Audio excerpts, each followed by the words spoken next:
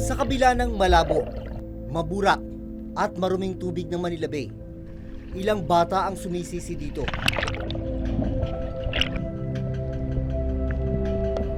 Makahanap lang ng lamang dagat na kanila namang ipinanglalamang tiyan.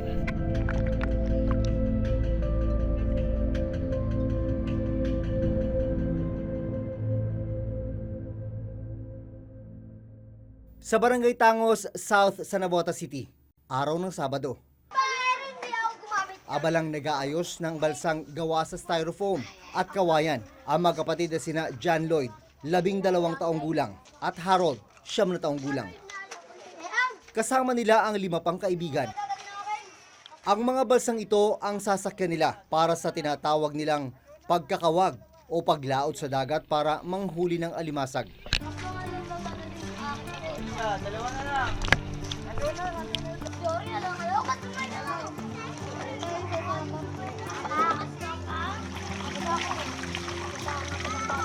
Kasama tayo, batakan. Doon, tinabos namin yung akin. Ito yung produkto kung gaano kalikhain itong mga batang ito. Mga styro, pinagdikit-dikit ng kawayan. Sila may gawa niyan. Piraso ng plywood, ito yung pansagwan nila. Para mas malayo ang kanilang mga puntahan, nakisakay sila sa bangka ng mga mangingisda.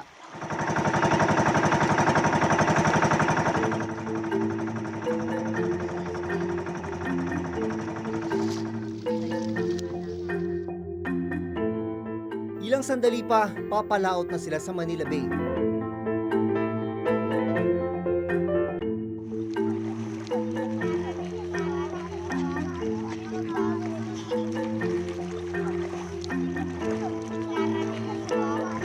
Sabi ng mga matatanda dito sa Navotas, itong kawag-kawag, ito yung ginagawa ng bata. Nagsimula lang daw ito sa isang laro. Laro na nakahiligan nila hanggang kalaunan, dito na sila umasa para makatulong sa kanilang mga magulang. Para sa mga typical na bata, ang kadalasang playground nila, basketball court, computer shop. Pero para sa mga batang ito yung kanilang laruan. Patuhan na nasa gitna ng Manila Bay. Dito sila kumukuha ng pwedeng pagkakitaan na pandagdag sa kanilang mga baon. Pagdating sa may batuhan sa gitna ng dagat, sabay-sabay silang tatalon.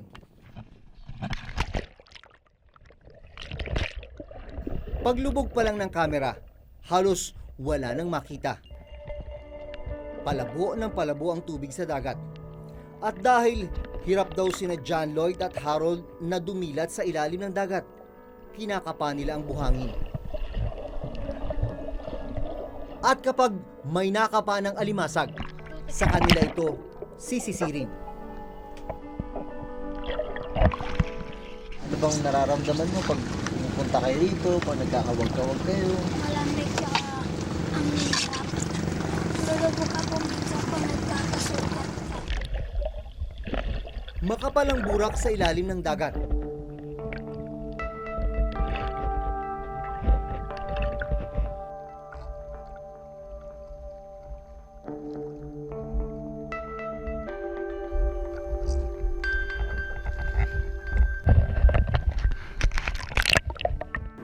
Kahit maliit ako, paano pa rin ako tutulong.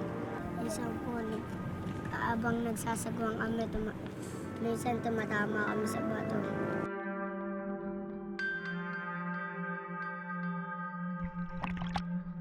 Isang araw po yung wala ka ng huli, sabi nila, huwag na tayo magbalsa, maano lang tayo, sabi, habang wala pa tayo nahuli, huwag tayo tumigil para may pangano tayo sa magulang natin.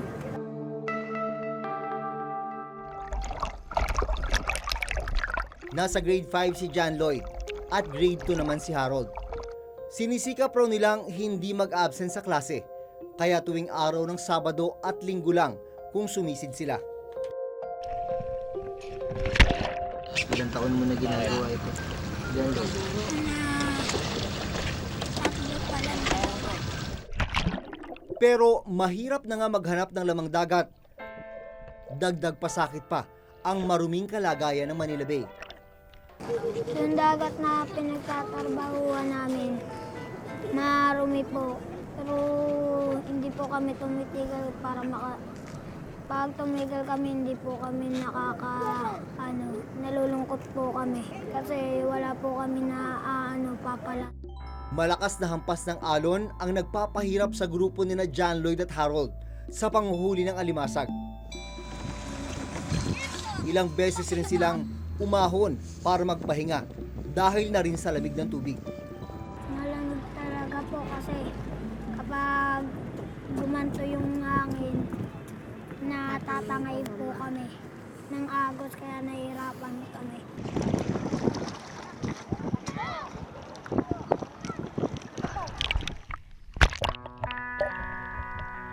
Matapos ang halos isang oras na pagsisid nila John Lloyd, ilang piraso lang ng alimasag ang nahuli nila. Minsan po nakakakuha po kami ng medicine timba kalahati. Ibenta po namin. So parang hindi lang pala siya laro na, no? Parang trabaho na din po. Ang magkapatid na John Lloyd at Harold nagkawag papunta sa ibang bahagi ng dagat. Dala na rin marahil ng pagod. Makailang ulit silang nahulog sa balsa. Minsan raw, umaabot pa sa higit 15 talampakan ang sinisisid nila.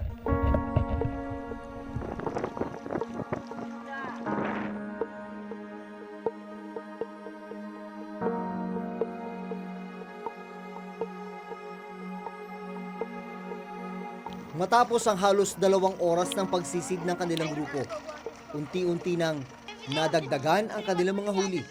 Mga ilang presyo niyan pag binenta natin? 20. Bago umalis sa mga bata, nagtabi si John Lloyd ng ilang piraso ng alimasag. Para may pangulam kami. 6 na magkakapatid sina John Lloyd at Harold. Kaya naman, malaking tulong raw sa kanilang magulang ang makapag-uwi ng uulamin ng kanilang pamilya. Matapos ang pagkakawag at pagsisid, diretso sila sa paglalako ng mga huli. 32. Tigli 5 piso ang bawat isa sa kanila. 5 piso para sa halos 3 oras na pagsisid. 5. Kulang pati. Pambaon.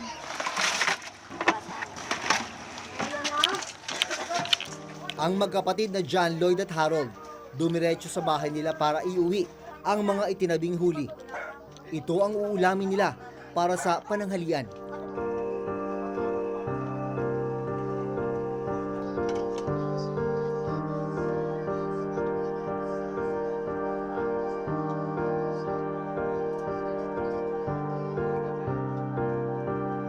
Ilan lang ang pamilya ni na John Lloyd at Harold sa mga umaasa sa Manila Bay. Malaking tulong ang dagat sa kanilang pamumuhay, kaya hindi nila alintana ang dumi sa ilalim, makahuli lang ng laman dagat. Yung dagat pong pinagtatrabahuan namin, marumi. Na lang po yung pagkakatrabahuan namin. Kaya wala na kami magagawa. Pero ang dagat na pinagkukunan nila ng kabuhayan, unti-unti na ring nasisira sa paglipas ng panahon. Sa pag-aaral ng Department of Environment and Natural Resources o DENR, masyadong mataas ang fecal coliform level o bakterya mula sa human waste. Umabot sa 330 million most probable number o MPN per 100 milliliters ang fecal coliform level ng Manila Bay. Malayo ito sa safe coliform level na 100 MPN per 100 milliliters. Kaya ngayong buwan lang, ipinag-utos ni Pangulong Rodrigo Duterte ang rehabilitasyon sa Manila Bay. You do something about your waste there or otherwise I will close it. Is that the way how to do it? You swim among the germs of humanity. Higit 30 taon nang mangingisda si Mang Bien sa Manila Bay. Nang araw na sundan namin siya, imbis na isda, Paghila natin ng kawil, maaaring may plastic talagang matatangay kasi ang ano natin, ang dagat natin dito ngayon, ang ilalim ay halos puro plastic. bukod sa pangingisda, ginagamit din ni Mang Bien ang kanyang bangka para ipasyal ang mga turista sa Manila Bay. Pero kung dati, marami ang gustong pumasyal, iba na raw ngayon. Malaki ang kaibahan kasi nung unang panahon ay maging ang dagat hindi pa ganyang kaitim. At maging ang lahat ng katulad ng mga pangisda rin, hindi rin ganun ka na wala nang mahuli. Nung araw ay kahit ang alon ay papunta rito ay walang basura ang nadadala ang alon. Pagkos ay nakakaligo pa kami ng mga panahon na yon. Dinala kami ni Mang Bien sa ibang parte ng Manila Bay kung saan nagmumula raw ang mabaho at maruming tubig. Ang observation namin dito, lalo na pagka napabadaan kami pagka kami ay bumibiyahe, ay meron ngang kakaibang amoy, napakabaho ng tubig. Lalo na yan, pag malakas ang ulan, mas malakas ang agos at mas iba na ang kulay ng tubig na lumalabas dito.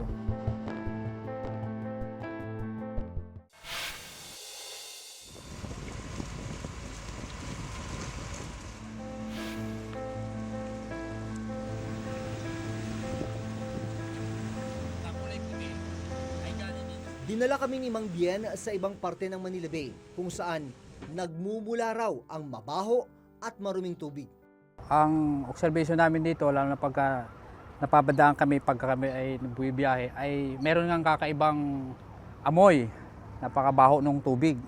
Lalo na yan, pag malakas ang ulan, mas malakas ang agos at mas iba na ang kulay ng tubig na lumalabas dito. Paano nga ba umabot sa ganitong sitwasyon ang Manila Bay? Kasama ang dalawang inspektor ng Department of Environment and Natural Resources o DNR. Pupuntahan namin ang 3 lugar sa Manila Bay na tinukoy ng ahensya na may mataas na fecal coliform level o level ng bakterya mula sa human waste. Ayan yung dumi na, oh. Ayun nga po. So galing sa mga businesses na talaga yan. Mix na po yan, sir. Mix na. Mix na po yan. Ng residential, commercial. So, dito na po lahat ng bagsak niya. Yung mga creek dyan din na pupunta? Nga po. From Taft, dito po ang bagsak niya. Pinayagan kaming makapasok sa loob ng Manila Yacht Club kung saan nakapwesto ang dulo ng tinatawag nilang drainage outfall na dinadaluyan ng wastewater. Yan ang dumi. Dumi ng iba't ibang nandito. Yes. Hindi natin alam kung yan ba treated o hindi. Yes. Mixed wastewater na po yan na discharge na dyan sa dyan na din. Yan ang nagpapadumi ng Manila Bay. Manila Bay. Ibang kababayan talaga natin na doon na talaga nagdi-discharge, doon na dumudumi. Kasi may mga informal settler dyan katira dyan eh.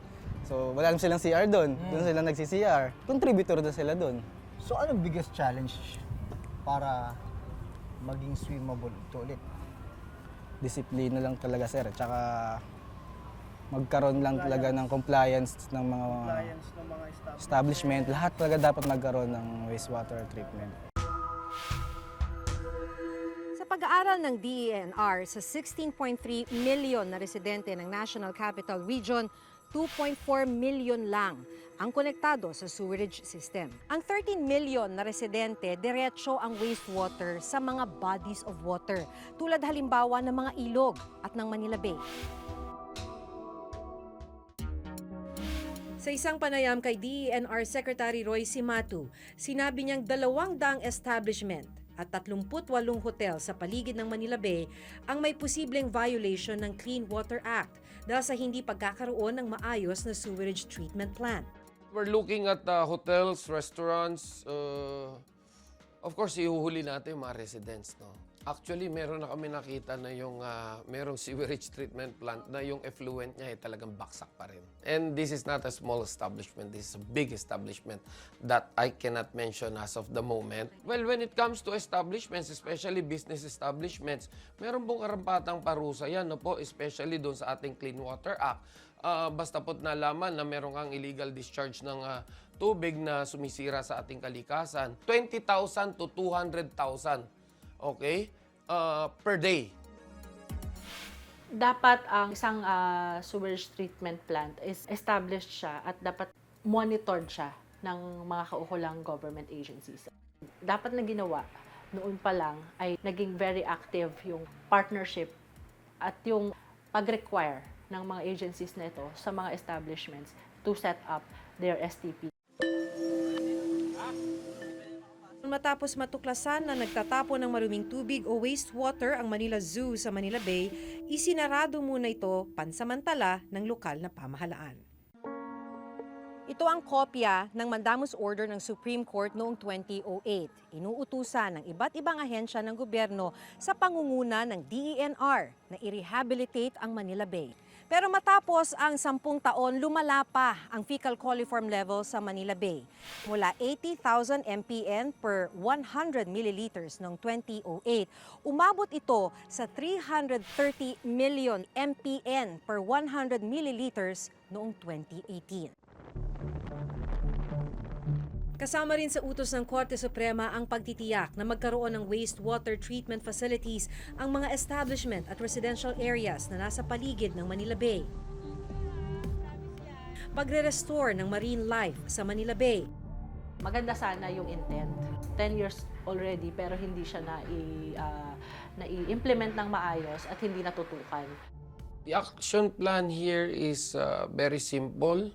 First is prevention, yung pigilan na madagdagan pa yung pollution to contain it doon sa source, i-treat na natin. Pangalawa is yung relocation ng ating mga kababayan na mailagay sa ayos yung buhay lahat. Then, i-sustain yung pong ginagawa naman dito sa at source natin. Pangatlo is masigurong hindi na bumalik yung mga i-relocate natin. Ang mas malala, 2 lugar sa Manila Bay ang natuklasang umabot na sa higit 1 billion mpn per 100 milliliters ang fecal coliform level. Ang Balut River Outfall at Estero de San Antonio, Abad. Kung titingnan ng mapang ito, makikitang may 17 river system na catch basin o bagsakan ng tubig ang Manila Bay. Kaya kung marumi ang tubig mula sa mga ilog na ito, marumi rin ang babagsak sa Manila Bay.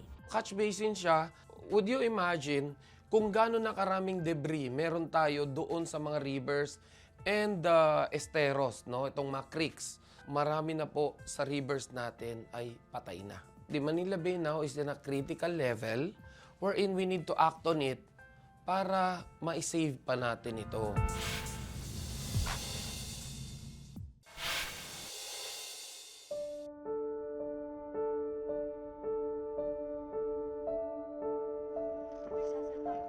Dalawang taong gulang pa lang si John Lloyd nang ipag-utos ng Korte Suprema sa mga ahensya ng gobyerno na linisin at i-rehabilitate ang Manila Bay.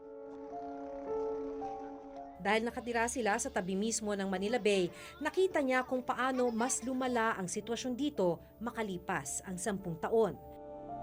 Ang gusto pong mangyari, luminis po yung dagat para bumalik po yung mga isda. Para madami po kami pang-ulam, pang-uwi sa pang-baon.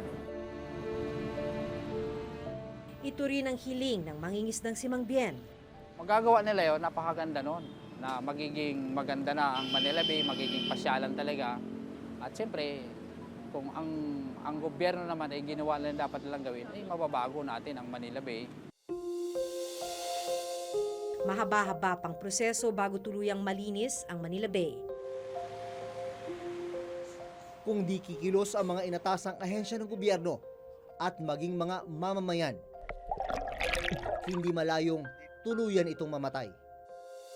Hanggang sa susunod na Huwebes, ako si Maki Pulido. Ako si Jun Veneracion at ito nakatala sa aming Reporter's Notebook. Notebook.